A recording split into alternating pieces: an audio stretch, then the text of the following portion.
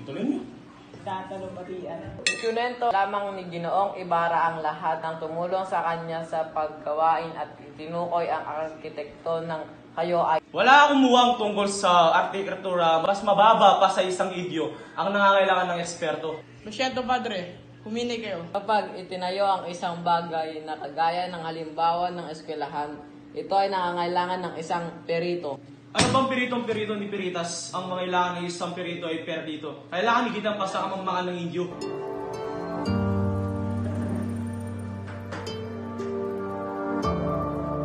Pero dapat mong tansyahin. Alam mo ba, Mayor, yung mga Indio na yan nakapag-aral lamang ay nagmamalaki na. Tulad ng isa dyan na nakapag-aral daw sa Europa.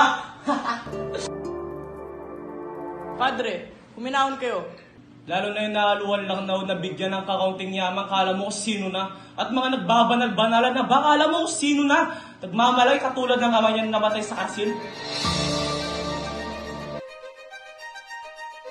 At kung bangkay tinapol lang ko saan-saan sa ilog. At sigurado akong yang isa na yan ay nasa impyerno na.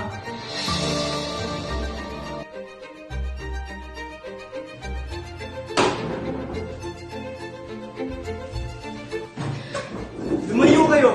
Okay na okay, Bara! Gusto mo. Tapos na ang iyong paninirang puri sa aking ama. Lumayo kayo kung ayaw niyong madamay. Walang sino mang may karapatang manira sa aking ama. Napapaliw ka na ba? Itong paring ito ay isa sa pinakamasamang tao na nakilala ko sa isang taong walang galang at walang utang na loob. Isang demonyo nagbabanal-banalan. Siguro naman dapat ka nang mamatay. Magdasal ka na sa lahat ng santo, pare. At sa unting sagli, nakikita niyo na ang impyerno. Gusto mo. Maawa ka. Isipin mo ang kinabukasan nating dalawa. Bitawan mo yung kutsilyo. Di na maawa ka. Gusto mo. Ibaba mo na. Ibaba mo na.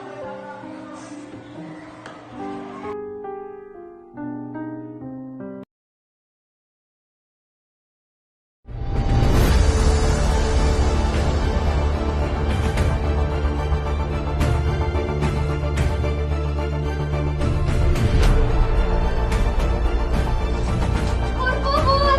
Padre Thomas, huwag mong gawin sa akin to! Mahal kong Tiago, kay dami natin pinagsamahan. Mahal na mahal kita, higit pa sa iyong inaakala. Ngunit Tiago, may kasalanan ako sa'yo. Hindi ko alam kung paano ko sasabihin sa'yo ito. Kaya't sana makita mo ito sa tamang panahon. Sana ay patawarin mo ako sa aking nagawa. Hindi ko kagustuhan na ikaw ay aking taksilan. Hindi ko alam ang aking gagawin. Wala akong laban sa kanya. Wala akong laban kay Padre Damaso. Isa kang Judas na banal na diablo na dapat kasapalangan. Batid niyo kung gaano ko kamahal ang aking asawa, kung bakit hindi na ako nag-asawa pang muli nang siya'y mamatay.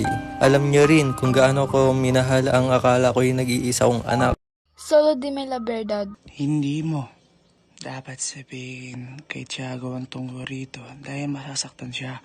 Masisira ang pinaghirapan namin para mabigyan ka ng magandang buhay. Naiintindihan mo ba, anak? Maria Clara pala'y hindi ko anak, anak ng lapastakang katulad mo. Kung